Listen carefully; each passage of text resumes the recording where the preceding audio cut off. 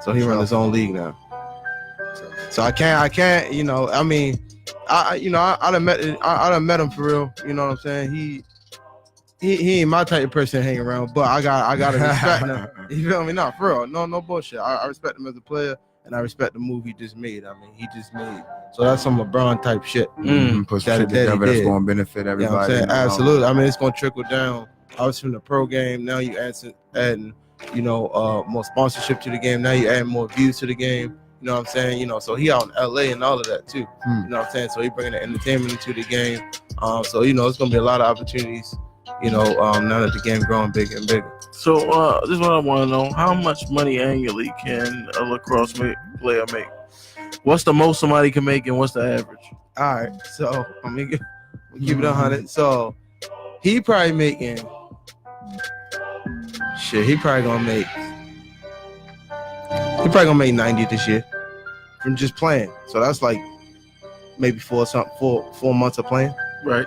You know what I'm saying? And that's not bad, 90,000 for 4 months. No, right. I mean, mind you, he already got ownership. So the top players probably making between 90, 80, 90. You know what I'm saying? Average players probably making for a summer, probably making 50. And then like rookies and all that probably making 30. That's for the summer. Now the pro indoor league, they got a more established league. That shit been around for probably the last 30 years. 30, 35 years, because they're really playing Canada and all of that. They got more established leagues. So guys is making, they probably making like 70,000 for a season. So yeah, I mean, don't get me wrong, like it ain't you ain't making millions and millions of dollars. You feel me? That's why in a game of lacrosse, I mean, except for like the past maybe 15 years, now there started being money in the pro game. Your only best bet was to play at a high level, play in college, play at one of the best colleges. That's what it's always been about. So for lacrosse, it's always been about that was for me. That was a way to go to school and go play college ball. Because I want to play football too, but I grew up playing lacrosse. You know what I'm saying? My father played at Morgan State. You know, so if you ever look at the 10 Bears. That's the first HBCU to have an NCAA team. You know, they beat they beat number one team in the nation, Washington League. So you know who else father played on that team? Father. Sterling Brown. Yeah, father played on that team. Absolutely. Yeah. So that whole legacy passed down. You know, they all played at Emerson and all of that. You feel me? They played in the Village. So, you know what I'm saying? When you think about black lacrosse and all of that, that shit started in Baltimore City, Emerson Village. You know what I'm saying? That's a straight fact. Yo, those facts are so hot, the beat started going up. I'm like, oh, what's that? That's a straight fact. You know what I'm saying? So, yeah, man. So, I mean, I grew up in that. You know what I'm saying? Like, tough. You know, all my uncles, all my family played. You feel me? So, for me, all I saw was black players playing lacrosse. You know what I mean? So when once I got to, you know, my whole life, once I got to a certain level, you know, when you get to college and, you know, you one of the only black players on the team, for me, that was new. You know what I'm saying? Being, because, you know, you think of lacrosse, you think of a white sport, but like I said, how was that? I don't want to cut you off, but how was that culture shock? For me? Yeah. Like, what is that? What is it like to walk? I'm asking I want to know from this perspective, because I may be embellishing a little bit, but what is it like to walk into something with a preconceived notion like, yo, everybody, it's still gonna be black dudes here, or that's the feeling that you got because that's what you grew up around. The next thing you know, you walk into a arena or a locker room or wherever, you know what I mean, wherever it is that you needed to go, and you see. For real shit. So like I said, I grew up playing black players, but when we would go play out in the county, or we would go play for other like county teams, we would be around white players. So my father already taught me, you know, he was teaching me at a young age, like, yo, don't go out there and get intimidated. Don't go out there and feel like you don't belong. Don't go out there like, like you one of the best players out there, whether you white, black, whatever, but you know what I'm saying? But be proud that you black. You know what I'm saying? Don't let that. So as a youngin, I already had to go through that. So by the time I got to college, you feel me? Like, I'm secure in who I am. You know what I'm saying? Like, I'm from Baltimore. I talk this way. I dress this way. I am who I am. But I play the game of lacrosse. A lot of games just like y'all do. You know what I'm saying? I work out just like y'all do. You know what I'm saying? So, and that's the thing is, with a lot of black players in the game now, they suffer from that because they're not mentally strong enough once they get there. They feel like they got to do certain shit to fit in, or put like this, they're not securing their own identity as being defined as a black man. You think that's You know what I'm but you think that's impartial to the band that you had around though? That's a fact. Yeah, I mean, probably, yo. But at the end of the day, like it was me and 3 other black players out of 50 players on the team. Right? We all was black, but we all was different. My man Sammy was the best player in the country. Shout out to Sam Bradman, who was the best player in the country. Shout out. We plugs everybody. Shout out. He from upstate New York. He got adopted by a white family. He grew up with nothing but white people. Right. So but he black. White. Exactly. So to me, I'm like, oh, he a white boy. But at the end of the day, he's a real nigga though. He was who he was. You know what I'm saying? He didn't try to act. And for him to meet me, no. Break that back down. Rewind that, bro. Yo, repeat what you just said from the moment of, yo, he was who he was. It's a fact. So, and that's what made him a real nigga. Exactly, because he seen me, so everybody on the team like, oh, yo, really black. You get what I'm saying? They used to make jokes like, oh, yo, Sam not black like you. I'm like, yo, that's how Sam is who he is. Yeah, right. You know what I'm saying? Like, and Lance is Lance. You feel me? Like, yeah, I talk. It is what it is. You know what I'm saying? Like, I don't look at yo no different type of way because he talk that way, he dressed that way, whatever. He's a real nigga for that. Right. You know what I'm saying? Right. Like, and the thing was, like, for real, like, we learned a lot of shit from each other too. Because the thing is, when you go to college, yo, like, you learn a lot of different shit about a lot of different people. You know what I'm saying? They backgrounds and all of that, and like some of that shit you pick up on, some of that shit, you know what I'm saying, rub off on you too. You feel me? So like, I learned a lot of shit from yo. He learned a lot of shit from me, and then the other two, my man Parker is from Lancaster. Shout out to Parker just for having where outlets is at. Right. He get mad at me because I say Lancaster. He be like, no, it's Lancaster. That's how he said, right? He like, no, he's like, nigga, you such an outsider. I'm like, nigga, I don't know. You from fucking out there, but he from out there, but he black, but he was straight on who he was. And then my man Sean Church, who I'm the closest with out of all of them, he from me and him more alike because he from Queens and Long Island. Okay, you get what I'm saying? Like, so me and him more alike than the other two. But then we all end up becoming tight, obviously because we was the only black kids on the team. Fact. But we was all, you know what I'm saying? We was all like, yo, you are who you are, I am who I am, but it's cool. Right. You get what I'm saying? So, I mean, for me, yo, I was securing that shit. And, you know, but the only thing used to be funny in the locker room and shit, because all them niggas listen to rap and shit. You feel me? Sure. The end niggas. Yo, they can't. So out of respect. Okay, yeah, perfect. I think because of how I was, they didn't even want to try it. Out of respect, because they were like, yo, it might have. You feel me? Like, I'm gonna keep it a buck with you. 1 or 2 of them, I would give a pass. Like, if the nigga said it, I wouldn't even trip. Like, yeah. Right. Hey, yo. You feel me? Like, the rest of them is just like they already knew. But even he'd be like, then he used to love Lil Boosie. I walked in the first time I walked in your crib, yo got a playlist on, and Boosie come on. I'm like, fuck, I'm like, yo, who listen to Lil Boosie? He like, I love Lil Boosie. I'm like, nigga, no, I love Lil Boosie. You feel me? That's all me and my mans listen to.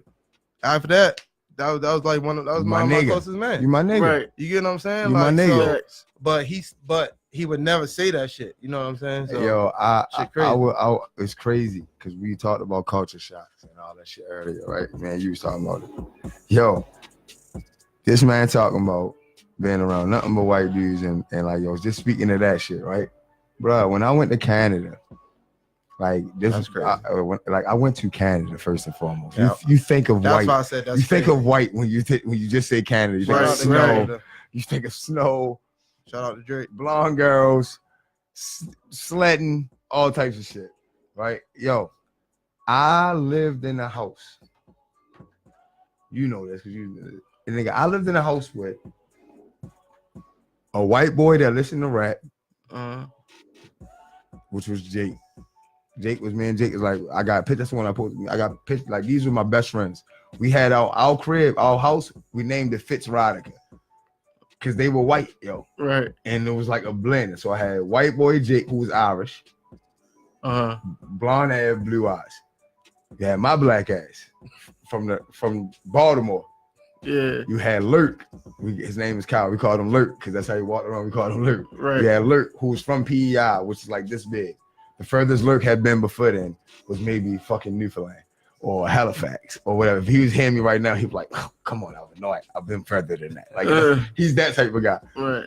Lurk's the type that gets up and brushes his teeth before he even comes downstairs to talk to you. Right. Type of white boy. You feel me? You had Effelson. His real name's Steve. Effelson is a real live redneck. Like his upbringing was redneck. He now has his own carpentry business. He was in school for carpentry. He used to cut what he made. He hunt. He used to kill rabbits in our own backyard. Eat our deer. Chill the fuck out. You can't keep leaving shit in the backyard. That shit stink. Dear life. Real life. And then you had Ali. In which Ali, as you can tell by the name, if I don't want to say Pakistani, he wasn't. He was from Israel. He's like Israeli. That was the fucking when I said to you earlier, like Canada, a melting pot. Right. That was my house. That's crazy. That was my house, bro. Like I lived with 5 dudes, and we all had our own rooms. It was like the real world. Bro, it was the real world. You can ask my girl. It was the real world because at that point in time, yo, we was fresh off. See, this what made the dynamic even crazy. We had won a championship the year before. So me, Jake, Effelson, and Kyle were all on that team. Right. From that team, from the year before, we only returned 3 other guys along with us. Right. He cut out, the new coach cut 3 people that was on the team that just won a championship for the first time in school history. Wow. Savage. I've seen politics. Savage. Damn. He ain't fuck with them niggas or something? He bought in new people. He wanted to bring his own core guys in to prove it was about him. Whatever. Damn. But like, yo, I personally think, and just being honest, we could have won. We would have won. We would have went further with the guys that we had the year before. But the talent that he brought in, besides one of them, they just didn't fit. Right.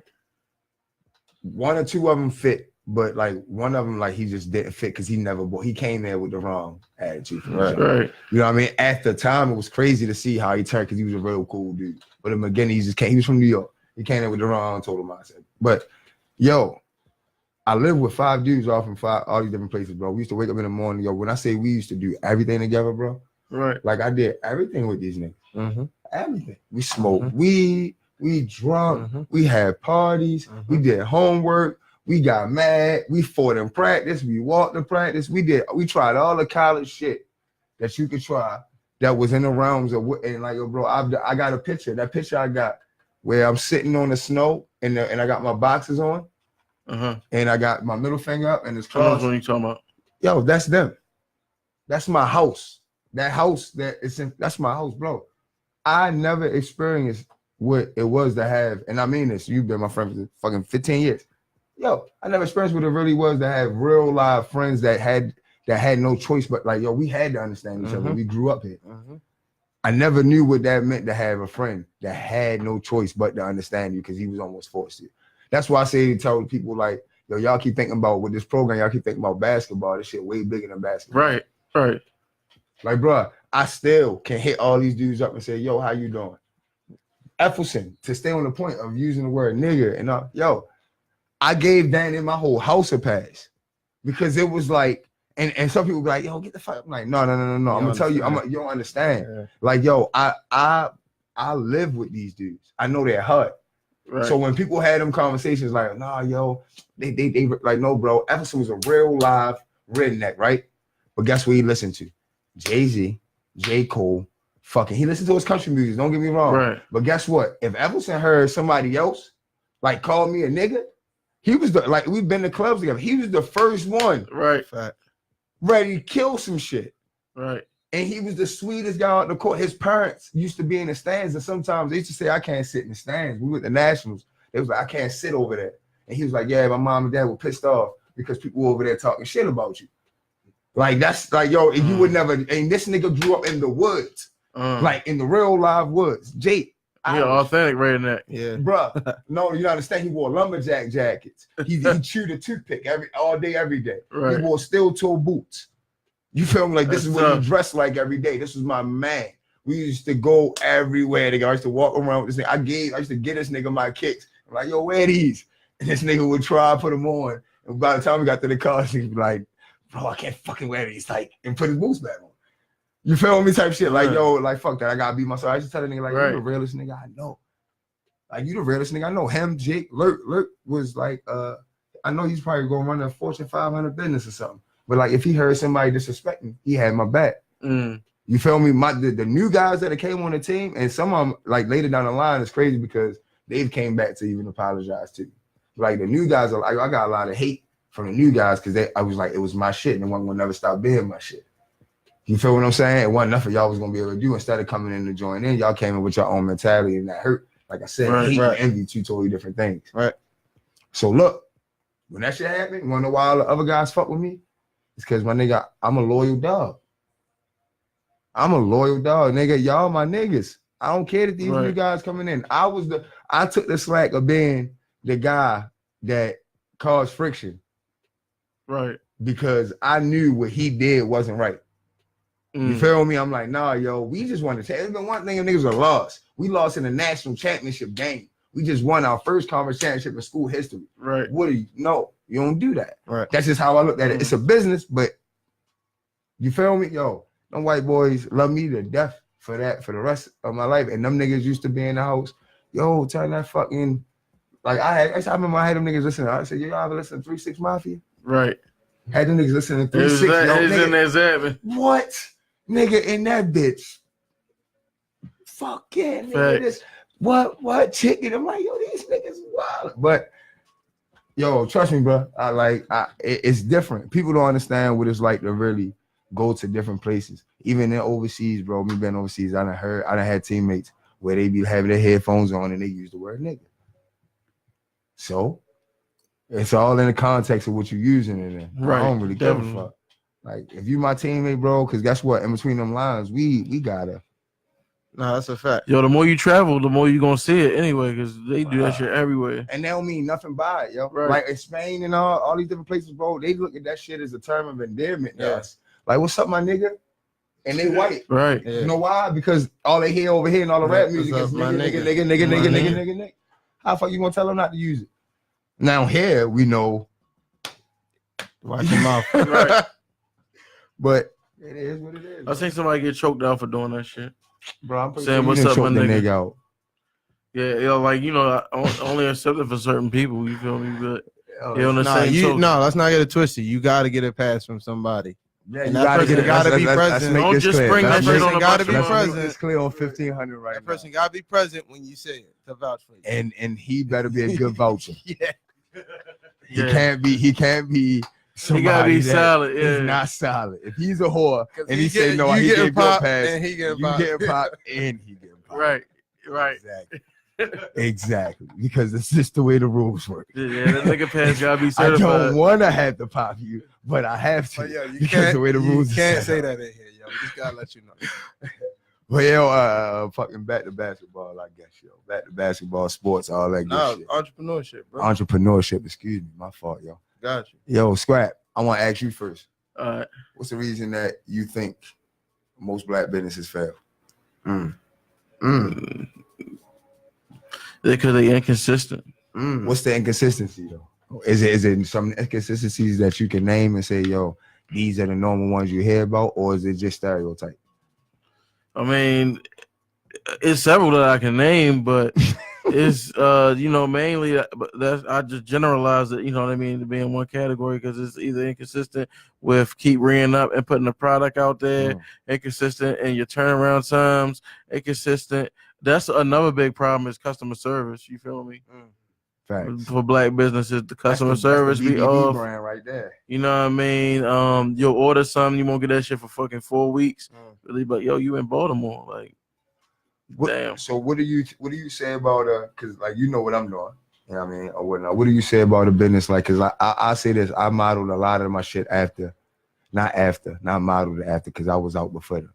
But I would say I got a lot of ideas as I've grown from people like LaVar Ball, from people who think like that. So when you see somebody who's like, you see what I'm doing as far as like the family aura and all that. When you see somebody who gets like Lonzo, who gets bitten in the ass by somebody they thought was a close family friend.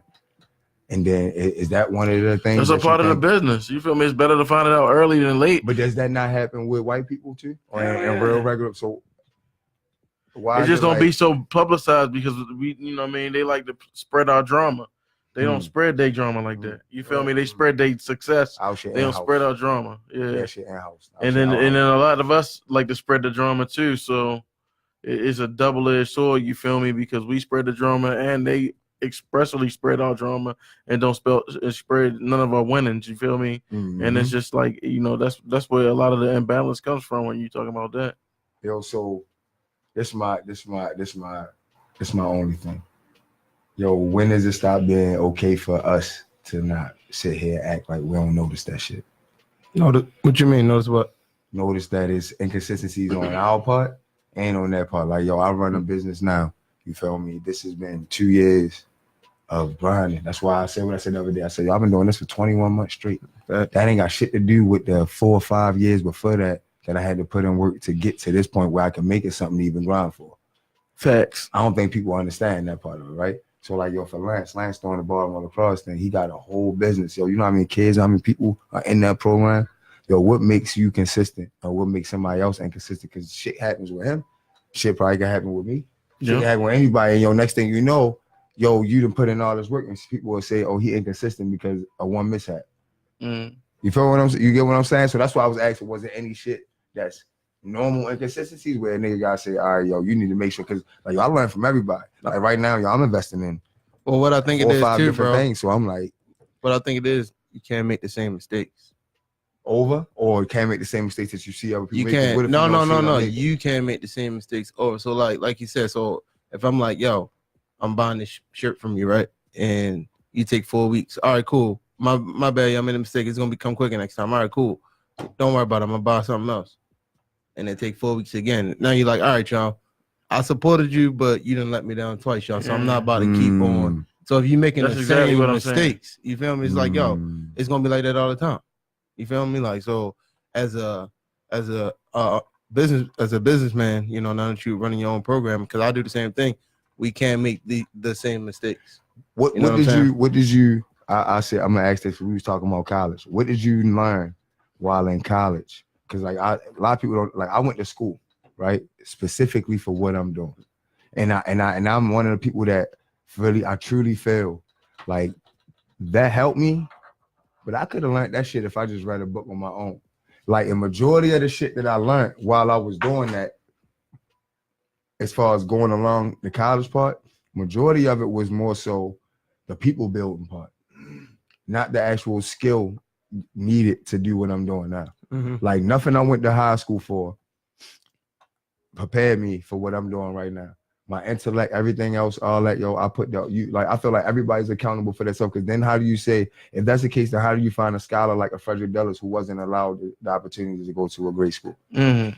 Right. You feel what I'm saying? But then in turn had schools named after him. He wanted it. He had that passion and drive. You feel what I'm saying? So like, yo, everybody ain't gotta go to college, or everybody. That's what it go back to everything we was talking about earlier. With like, yo, what I asked was niggas gonna get paid.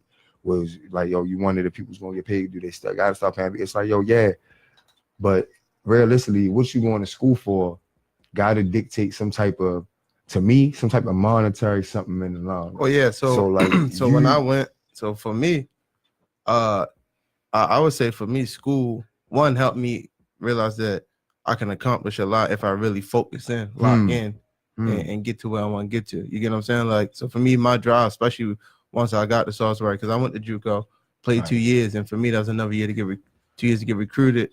Right. Did my thing up there, and then I went to Salisbury, and then my dream was always to win a national championship. I ended up winning 2.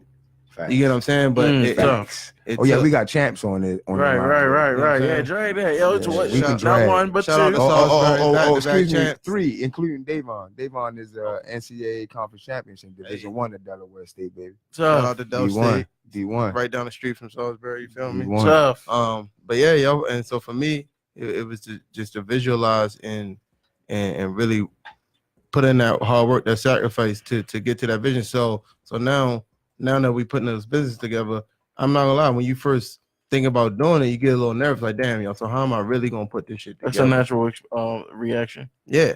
So the same way when I'm trying to get to that highest level, how am I really going to get there? Oh, I know I got to shoot, I got to run, I got to lift, I got to work out. Well, now that I quit, now you take that same mindset and now apply it to our business, right? Oh, damn, if I want to have a top program, I got to have top kids. Well, how I'm going to get top kids? Am I going to take them or am I going to train them? Facts. Well, see, you know what I'm saying? That's something that I don't think motherfuckers, excuse me. Yes, I don't think motherfuckers really know the thought that process they go. See, like, yo, a lot of people go and start programs, yo. Right. That's not the same. Everything is not the same. And people take it as disrespect or as if you're knocking what they doing or whatever, because you don't look at what you're doing and what they're doing as the same. What you want your program to look like? Yo, for me, like, and I don't want to give away too many gems or too much about whatever, but I say this. My main goal, and the main goal has been from the jump, to create a situation that creates situations for people to create for themselves. So how we sitting here and we talking about, and a lot of people be like, oh, yo, that's just a bunch of work. Like, no, you got to think about what I said. And in order to get it, you got to listen, and not listen to respond, but listen. Said to create situations that will help people create situations to create situations for themselves. Yo, because in my mind, yo, the first development of anything is the thought process. So in order to think, you gotta create.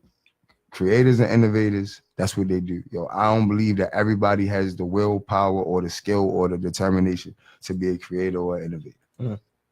And some people get mad about that. Yo, some people are built to do what the next person has already done. Some people are built to implement other things that other people have done and doing better. Some people are built to create shit that will help people create shit that will in turn really turn into something that they create for themselves. So for instance, right now we got Hard Over Hype. This is my program. This is what I put my time, my money, my everything into, right? Cool. My goal overall, besides that part, is to put, when I say create situation, I say, the basketball is just one fraction of it. If that was the case, we wouldn't be on the radio right now. If I was only thinking about basketball, I would not be on the radio right now. Or I wouldn't be trying to branch into all these other different things. I don't need to talk about all these other different things that I'm trying to branch into the turn. Because, like, yo, I realized early from watching my father, I watched him fail at businesses. You feel me? So, like, yo, the first thing I learned was you got to put away more than you spend. You got to keep people guessing, but you got to let them think they know everything. So right now, yo, people see what they see on Hard Over Hype basketball training page, and they say, oh, all right, yo, he just trying to do AAU and he trying to build with kids. They don't see the longevity of what I'm doing. And because the longevity of it is going to turn in for some, I'll give a short hint to say this. Some of these same kids, instead of somebody else milking their pockets, going to be able to do things for themselves within this program and pay it forward without having to give me anything. You feel what I'm saying? Right. You feel, if you get where I'm going with it? Yeah, so like, definitely. yo, when you watch I'll just say, when you watch a Rock Nation who has music, sports, podcasts, We're on the same apps, basketball teams, sports agencies, publishing. Yo, I can dribble with my right and my left. I can do it in and out, between the legs, behind the back, give you a hezzy, spin off of you, still keep my dribble. Euro pass, you pick it up, see the dude behind me just before I'm ready to get my shot blocked, throw that bitch with my other hand because I know I'm on my right to the nigga in the corner with my left from behind my head right before you block my shot because you thought I was about to shoot it and get it to him. Watch him dribble maybe because I knew how close the man was. So he wasn't going to get a shot off. He was going to have to penetrate, go back to the same spot that he just came from. Get there, get the ball back, and pump fake you because now you chase me and get a wide open layup. Those have really broke the whole play down. You heard me. Right. I can do that. You feel what I'm saying? Right. So like, yo, it's for me, you niggas follow what's given.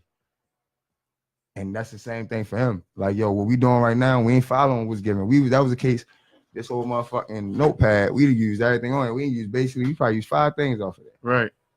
Yo, I don't got no script. I just got a map. You feel me? However, I gotta get there, scenic route, long, short. You feel me? That's what the fuck we gonna do to get there. You know what I mean? Like that's just the way I look at it. So when I see other niggas building their program and everything, I just be like, yo, stop thinking that I'm trying to be after what you after. Cause I'm not. Right. I'm not. No different than what that's what a lot of people be thinking. I think I'm not. Like when you like if you like I'm not. If they doing something that you trying to learn and you try to actually pick their brain, nigga, like a lot of people be standoffish, like oh, you know what I mean? I'm saying hard work. You know what I mean? What did you do? Yeah. What did you do?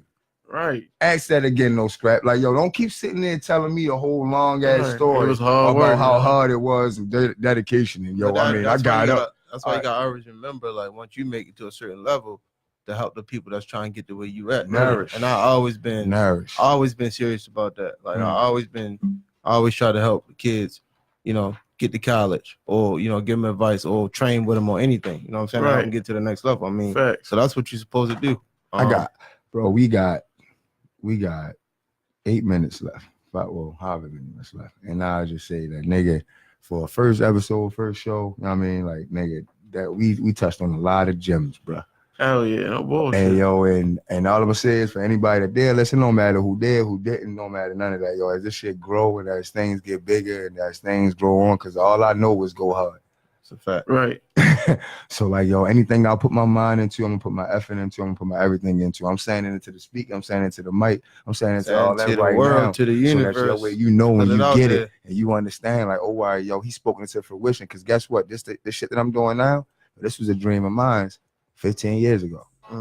You feel me? When I first failed out the team in 9th grade at Milford, the very first year, I said, hey, yo, you know what? I'm about to end up going overseas. I'm gonna make something of myself, and I'm gonna come back here and I'm gonna do all the same shit that not motherfuckers walked away from me on. Act like I wasn't gonna be shit just because I fucked up once. Right. And I fucked up after that.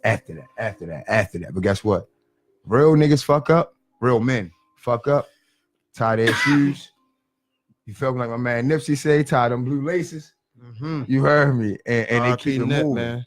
They keep it moving, yo. That was a real motivating and a real man. That's why I admire a lot of shit that he was doing. You feel me? That's why I admire Scrap, I admire you. But I promise y'all, what we about to do here, like, yo, the people we gonna bring on, the things we gonna do, we gonna fuck some minds up. And we don't care about any of the hate or the envy. Shit, bring it.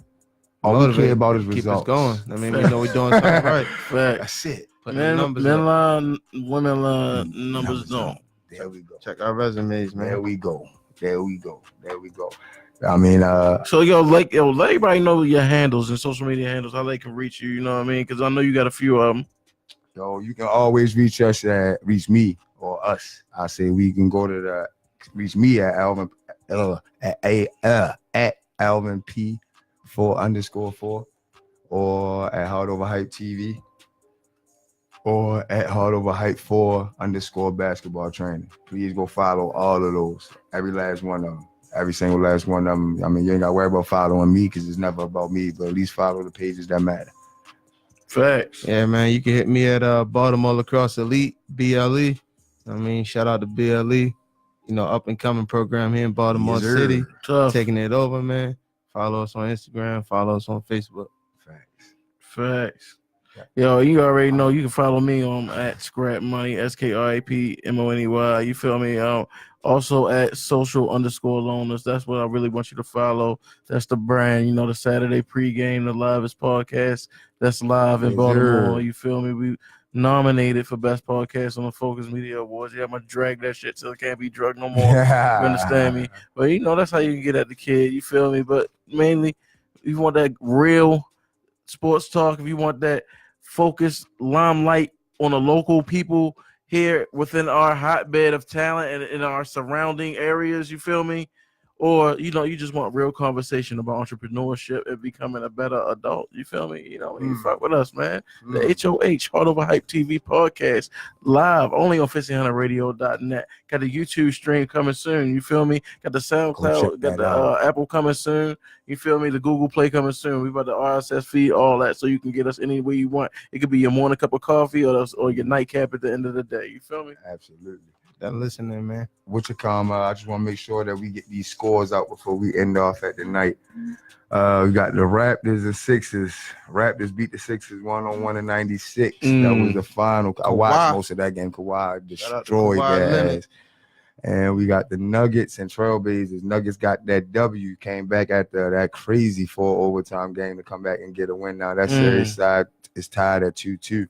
116 to 112 Nuggets. Two good ass series, man. So there's more basketball on tomorrow. Playoff basketball is back, shorty. And we'll see what's happening tomorrow. Y'all got the Bucks and Celtics at 7 Eastern time, and the Warriors and Rockets at 9:30 Eastern time. Who you got for that Bucks and Celtics? Oh, I got them Celtics, baby. That's my team. I bleed green to the day I die, just like the Millers. Yeah, I think I'm riding with the Celtics on this game. Who you got in that Warriors and Rockets? For the series? What's the series? What's the number? Series there, 2-1. Both of them series. I'm taking Golden State, man. Golden State. The Rockets. The Rockets? I'm going with Golden State. Yo, James Harden cried, yo. I think he's mad now. He cried? Yeah, he cried at the end of the game too. Yo, his heart looked broke. Yeah, yo. I think he ready now. Yo, I feel like I almost gave that up last night. Yo, that shit hurt his feeling. That game too hurt his fucking feelings. His ready ain't what you want. That nigga go for 60. Yeah, he cried, yo. I was like, yo, I think he might turn it around. If not, then he finished. So no, he finished. I ain't gonna lie. If they beat them, that's the death of a dynasty right there. Hell yeah! What? They gonna blow up. Everybody gonna go to different teams. That shit gonna be like a starfish. Everybody going to different points. Well, next weekend we definitely got a hell of a show coming for y'all. If not next weekend, I believe the weekend after next we got. I believe it's next weekend. Next weekend we got Sean Brunson from the Brunson League coming on here to talk to us. Give us some love and definitely give us some insight on his development and how he made what he did. So that should be a hot one. We have Davon here. He couldn't make it in the night. Had a bunch of things, as y'all know, it's ugly outside down here. So, super ugly. I mean, we'll definitely be back next week for some hot shit, man. You go ahead and take us out. You want to scrap? Get about it. Alrighty, man. Shout out. Thanks for y'all for listening, man. Make sure y'all tune in next week. We bring y'all the real, only the real. You know what I'm saying? Shout out to Baltimore City. Absolutely. Alrighty, man. Absolutely. So, like, yo, anything I'll put my mind on, scrap. Get about it. All right.